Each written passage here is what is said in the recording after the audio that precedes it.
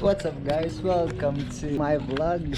Here's my wife. We are here somewhere in Ajman, nice place in Ajman, and we're going to fly my drone.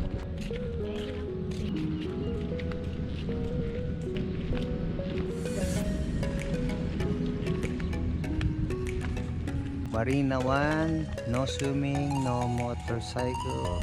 There's no such thing saying there's no drones allowed in here, and this is a fly zone. Okay, so I think we're good to go. Let's go. See you in the air.